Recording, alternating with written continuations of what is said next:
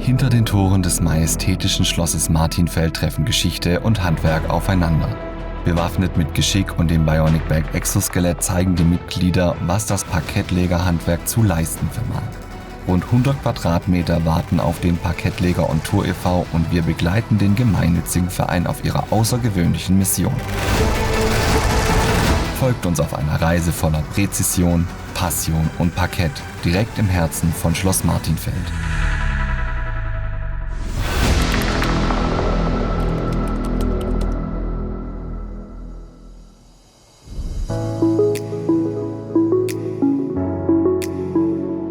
Schloss Martinfeld in Thüringen. Hier arbeiten die Parkettleger on Tour, eine Gruppe engagierter Handwerkmeister, Gesellen, aber auch Azubis.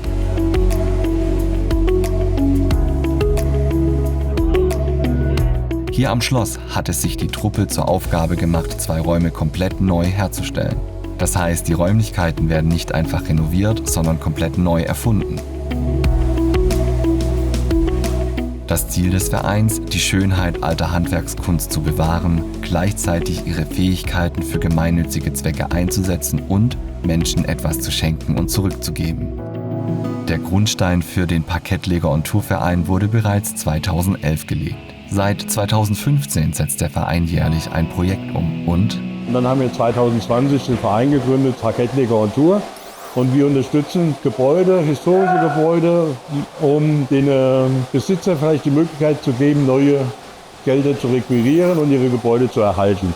Dafür bringen wir dann unsere Manpower und unser Material mit und lassen das kostenlos hier. Gegen Kost und Logis arbeiten die Handwerker ansonsten ehrenamtlich. Das diesjährige Projekt, das Schloss Martinfeld. Hier widmet man sich dem großen Speisesaal mit rund 75 Quadratmetern und einem weiteren Raum mit 25 Quadratmetern. Die Mitglieder des Vereins folgen einem straffen Zeitplan, denn das ist eine Jugendherberge. Deswegen ist auch der Zeitraum von uns relativ eng, weil ab Donnerstag kommt die nächste Klasse und möchte hier ihre Freizeit verbringen.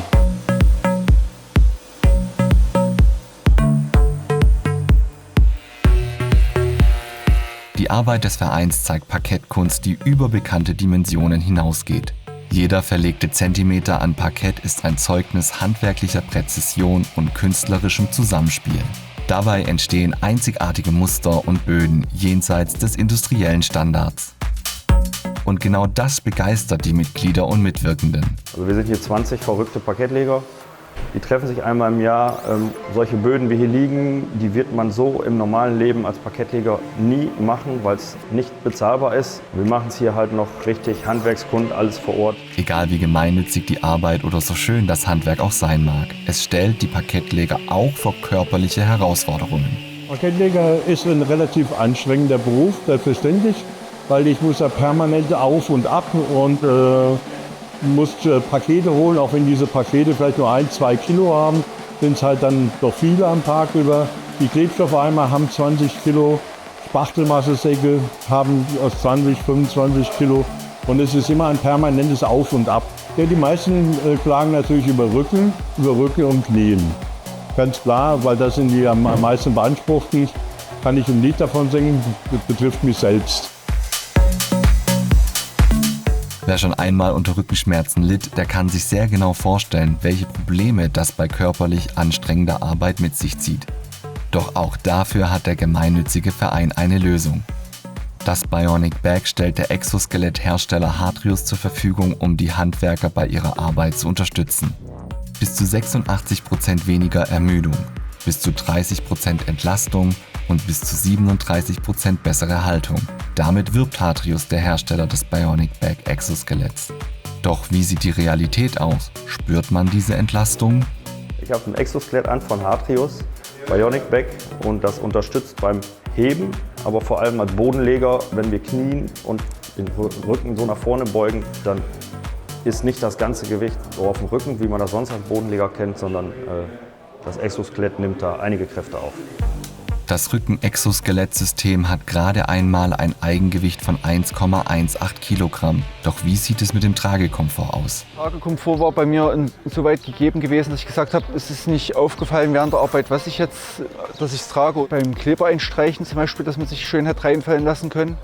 Also diese monoton auf einer Stelle unten oder oben stehende Tätigkeiten an der Säge zum Beispiel waren eine Unterstützung, hat man gemerkt gehabt. Oder auch beim Knien an sich. Um die Mitglieder während der Arbeit zu entlasten, hat sich Hadrius dazu entschieden, einen kleinen Beitrag zu diesem Projekt beizusteuern. Doch auch über dieses einzigartige Projekt hinaus vertritt Ernst Müller, Vorstand des Parkettleger und Tour e.V., eine klare Meinung. Ich bin eigentlich überzeugt, dass solche Geräte irgendwann mal Standard werden sollten.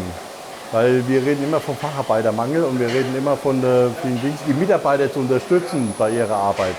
Fördert ja eigentlich im Grunde genommen auch meinen Betrieb. Das heißt, die bleiben gesund, sie fallen mir weniger aus und sie sagen sich vielleicht auch, guck mal, der Chef tut was für meine Gesundheit und weil er das tut, ist er mir vielleicht auch treuer, der Mitarbeiter. Wer mehr über das Projekt Parkettleger on Tour und die Arbeit am Schloss Martinfeld erfahren möchte, der kann das auf der offiziellen Website nachlesen. Mit Hilfe des Bionic Bag Exoskeletts können die Parkettleger den ganzen Tag über schwer heben, schleifen und fräsen, ohne während der Arbeit oder am Abend unter Rückenschmerzen zu leiden. Übrigens lässt sich das Bionic Bag auch in anderen Branchen vielseitig einsetzen.